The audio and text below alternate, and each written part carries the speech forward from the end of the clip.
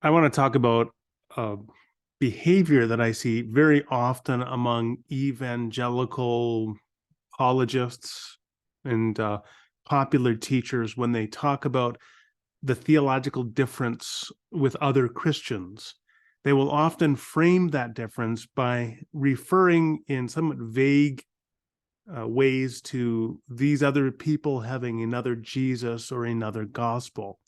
Sometimes those evangelicals that make those statements, they do so in a way that is actually admirably clear. So Alyssa Childers, for example, in her book Another Gospel, she claims that quote unquote progressive Christians who disagree with her have another gospel and another religion. They're not part of the Christian religion at all. It's like comparing Christianity to Hinduism.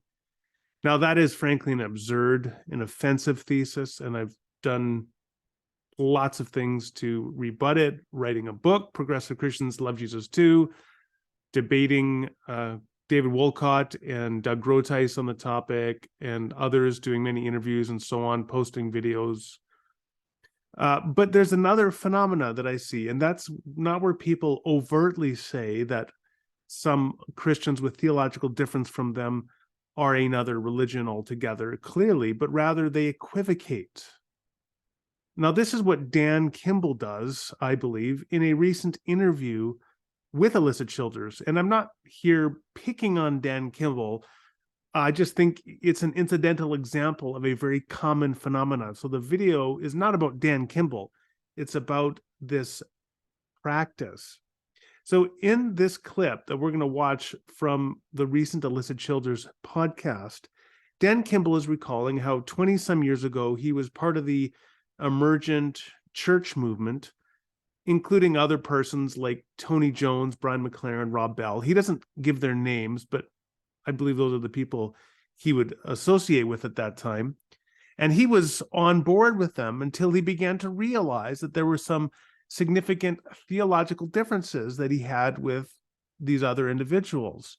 Now, I'm going to play a short clip, just like 20 seconds or so, where Kimball frames the difference, and then I want to come back and unpack it. And these are, I mean, I'm saying we had so much fun together. Like it was like fun, and they were loving and kind people, and they were friends. So they were smart. All of these things. So, but I realized I believed in a different. I say this not lie. It was a different Jesus in many ways, and so I removed myself from that particular group. On the one hand, Kimball's comments there sound very innocuous. He's saying that he became aware of a theological difference between him and the other emerging leaders of this emergent church movement. And he recognized that they had a different Jesus in quote unquote many ways. The problem with that comment is that it is inherently ambiguous. There are many people with whom we have theological difference.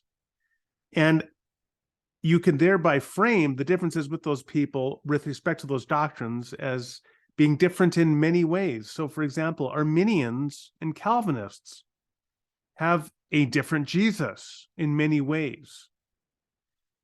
Catholics and Protestants have a different Jesus in many ways. I'd say liberal or progressive leaning Christians and conservative Republican Christians, Democrat and Republicans. You could say they have a different Jesus in many ways. Pacifists and just war theorists have a different Jesus in many ways.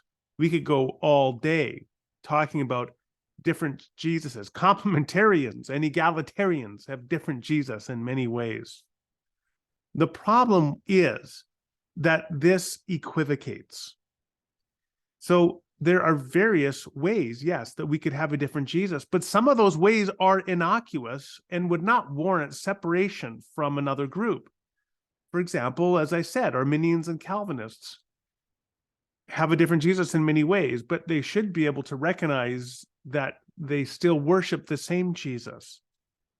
Complementarians and egalitarians, just war theorists and pacifists, Catholics and Protestants can all recognize they have a different Jesus in many ways, and yet still refer to the same Jesus and worship the same Jesus, and are in soteriological relationship with the same Jesus, even though they have different theological views of Jesus. This again is the problem. So when Kimball talks about separating himself from a group because they had a different Jesus in many ways, he leaves it ambiguous as to what that means. And that is committing, I believe, the fallacy of equivocation. This is where you equivocate, where you have multiple different senses potentially, and you fail to distinguish between those different senses, because equivocal is to have a different voice. So you fail to clarify the voice or the meaning into which you are appealing. For example, we could make the claim that a person has a different Jesus in terms of linguistic reference. So when they refer to Jesus, they are referring to a different being than the other person refers to when they refer to Jesus. Or it could be a claim of worship, right? That when this person worships Jesus, they're worshiping a different being than when this person worships Jesus. And that flows into a third potential concept, soteriological dynamics. So this person is in salvific relationship with Jesus, and this other person is not. Those are all different senses, and they're very different than the relatively innocuous observation of simply having theological difference. The problem with Dan Kimball's comments here is he does not provide any clarity as to what he means when he says these emergent Christians have a different Jesus. Is he simply referring to theological difference? Because if so, that's relatively innocuous. Is he referring to difference in linguistic reference, or to difference in worship object, or difference in soteriological relationship, or all of the above? If so, if he's arguing that, then here's the thing. He actually would have to defend that claim. He would have to defend the claim that Brian McLaren or Tony Jones, when they refer to Jesus, they're referring to a different being, or they are not in relationship salvifically with Jesus, or they do not worship Jesus. But he doesn't say that. He doesn't put his neck out and actually clarify the claim that he is making. Instead, he equivocates, leaves it sounding ominous that these quote-unquote progressive or emergent Christians have some different Jesus in many ways, without ever clarifying what those ways are. What that ends up doing is he does not shoulder any evidential burden to justify his assertion. It's enough to drop a suggestion that there is something deeply theological troublesome, that these people may not worship the same being or be referring to the same being as this other group, without ever defending that claim. That needs to be called out as a fallacy of equivocation. It is deeply divisive and corrosive to the unity of the Christian church, and I believe the theological integrity of the evangelicals who appeal to such fallacies of equivocation.